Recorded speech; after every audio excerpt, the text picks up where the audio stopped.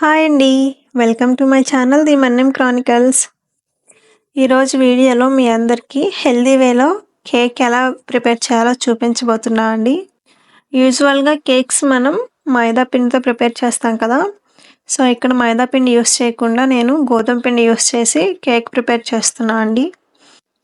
Same మైదా పిండితో prepare చేసినప్పుడు ఎంత ఫ్లఫీగా ఎంత సాఫ్ట్గా వస్తుందో గోధుమ పిండితో చేసినా కూడా సేమ్ అలాగే వస్తుందండి.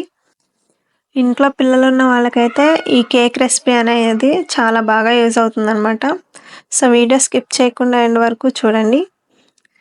మిక్సింగ్ బౌల్లోకి 2 ఎగ్స్ని బ్రేక్ చేసుకొని యాడ్ చేసుకోవాలండి. నేను ఇక్కడ ఎగ్స్తో ప్రిపేర్ చేస్తున్నాను అనమాట.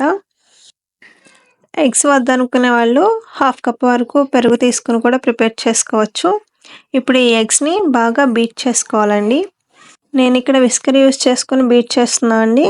ఇప్పుడు ఇందులోకి 1/2 కప్ వరకు షుగర్ని కానీ లేదంటే 1 కప్ వరకు పౌడర్ షుగర్ని కానీ యాడ్ చేసుకొని మొత్తం ఇలాగా బీట్ చేసుకోవాలి. మీకు ఏది అవైలబుల్లో ఉంటే దాంతో ఇలాగా బీట్ చేసుకోనండి. మనం బీట్ చేసుకునే దానిలోనే ఫ్లఫీనెస్ అనేదంతా ఉంటుంది. ఇలా బాగా నొరగొచ్చేంత వరకు బీట్ చేసుకోవాలి. ఇప్పుడు ఇందులోకి 1 కప్ వరకు గోధుమ పిండి, 1 table spoon baking powder, 1/2 table spoon baking soda, చిటికెడు సాల్ట్ యాడ్ చేసుకొని మొత్తం జల్లించుకొని తీసుకోవాలి. జల్లించడం వల్ల కూడా కేక్ సాఫ్ట్నెస్ అనేది పెరుగుతుందండి. ఒక స్పాచులాని యూస్ చేసుకొని ఇప్పుడు ఇది మొత్తం కలిసేలాగా ఇలా కట్ అండ్ ఫోల్డ్ మెథడ్లో మిక్స్ చేసుకోవాలి. కేక్ ఫ్లఫీనెస్ అనేది ఈ మిక్స్ చేసుకునే దానిలోనే ఉంటుందండి. ఎలా పడితే అలా ర్యాండమ్గా మిక్స్ చేస్తే ఎయిర్ బబుల్స్ అనేవి పోతాయి అన్నమాట.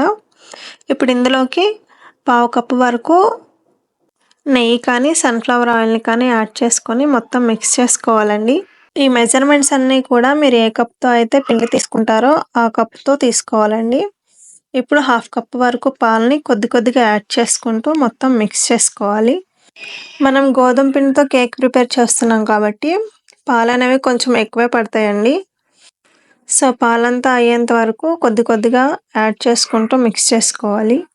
మనకి కన్సిస్టెన్సీ అనేది ఇలా రిబ్బన్ కన్సిస్టెన్సీలో వచ్చేంత వరకు మిక్స్ చేసుకోవాలండి. ఇప్పుడు ఇందులోకి 1 టేబుల్ స్పూన్ వెనీలా ఎసెన్స్ని యాడ్ చేసుకోవాలి. మీ దగ్గర ఏ ఎసెన్స్ ఉన్నా కానీ యాడ్ చేసుకోవచ్చండి. ఒకవేళ ఎసెన్స్ లేదు అనుకుంటే కొద్దిగా యాలకుల పొడిని కూడా యాడ్ చేసుకోవచ్చు అనమాట. ఇలా మిక్స్ చేసుకున్న దాన్ని ఒక పక్కన పెట్టేసుకుని బేకింగ్ ట్రే తీసుకుని ఆయిల్ని కానీ నెయ్యిని కానీ ఇలాగ మొత్తం గ్రీస్ చేసుకోవాలి.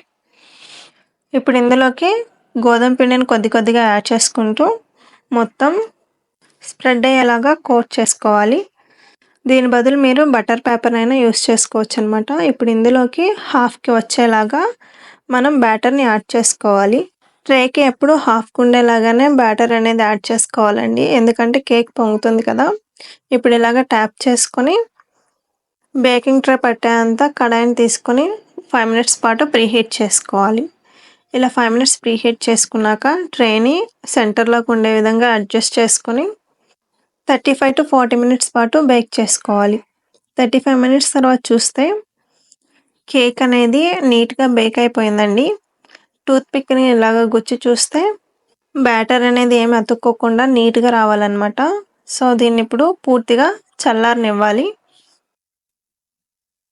కేక్ పూర్తిగా చల్లారాకే డీమౌల్డ్ చేసుకోవాలండి. అప్పుడే ఈజీగా వచ్చేస్తుంది అనమాట. ఇలాగ నేను చూపిస్తున్న విధంగా చుట్టూ నైఫ్తో స్క్రేప్ చేసుకుంటూ డీమౌల్డ్ చేసుకోవాలి. ఇలాగ స్క్రేప్ చేసుకున్నాక రివర్స్ చేసి ఇలాగ పైన ట్యాప్ చేస్తే ఈజీగా డీమౌల్డ్ అయిపోతుందండి. కేక్ చల్లారకుండా కనుక డీమౌల్డ్ చేయాలని ట్రై చేస్తే కేక్ అనేది విరిగిపోతుందండి. దీన్ని చిన్న పీసెస్ లాగా కట్ చేసుకొని ఒక బాక్స్లో పెట్టుకొని స్టోర్ చేసుకోవచ్చండి. సో ఇంట్లో పిల్లలు అడిగినప్పుడు ఇలాగా గోధుమ పిండితో కేక్ బేక్ చేసి ఇవ్వండి. చాలా ఎంజాయ్ చేస్తూ తింటారనమాట. ఈ కేక్ బేస్ని యూస్ చేసుకుని మీరు డిఫరెంట్ కేక్స్ని కూడా ప్రిపేర్ చేసుకోవచ్చండి.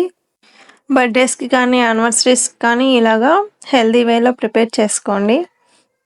సో ఈ రెసిపీ నచ్చితే మీరు కూడా ట్రై చేసి మీకు ఎలా వచ్చిందో నాకు కామెంట్ చేయండి. అలాగే నా ఛానల్ని సబ్స్క్రైబ్ చేసుకుని మీ ఫ్రెండ్స్ అండ్ ఫ్యామిలీకి కూడా షేర్ చేయండి. Thank you for watching.